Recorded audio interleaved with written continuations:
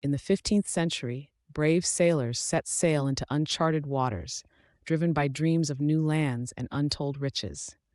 Their ships, loaded with supplies and hope, cut through the waves under clear skies. Little did they know, their greatest enemy wasn't storms or pirates. It was a silent and invisible killer that would claim countless lives during the Age of Discovery. After a month at sea, the fresh fruits and vegetables ran out. The crew resorted to hardtack and salted meat, unaware of the consequences. The first sailor to complain of fatigue and sore limbs was mocked. But soon others began feeling unusual weakness and depression, the first whispers of the horror to come. The telltale signs appeared: swollen, bleeding gums that turned purple and spongy, teeth loosened in their sockets as sailors spat blood onto the deck. The ship's surgeon could only watch helplessly as the men's mouths literally rotted away. This was scurvy, though none aboard knew its name or cause. Old wounds reopened and new ones refused to heal. Sailors' skin became covered in bruises and lesions. Some coughed up blood while others suffered internal bleeding.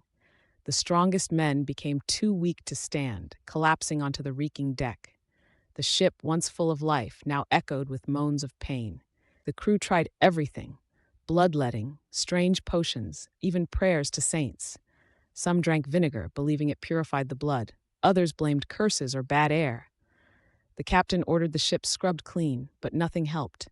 Each failed treatment deepened the despair aboard the floating prison. The weakest sailor died at dawn. His emaciated body, covered in sores, was wrapped in sailcloth and committed to the deep.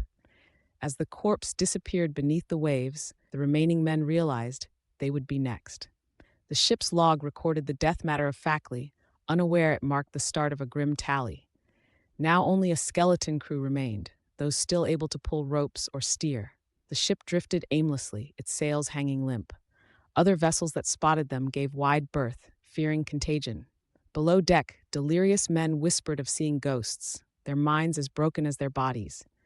When rescue finally came, over half the crew was dead. The survivors were barely recognizable, hollow-eyed, toothless, covered in scabs. Some were too far gone, dying on the rescue ship's deck. The rescuers recoiled at the stench and horror before them, unaware they'd just witnessed Scurvy's devastation. One surviving officer later wrote, "We didn't perish from storms or savages, but from something in our own provisions." For centuries, no one understood that citrus fruits could prevent this suffering. The same tragedy repeated on countless voyages, each crew rediscovering scurvy's horrors anew.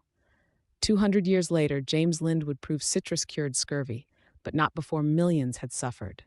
This footage ends where it began, with another ship setting sail. The crew laughs, the sun shines, and fresh fruit sits uneaten in the hold. The camera lingers on it, a silent witness to history's cruel repetitions.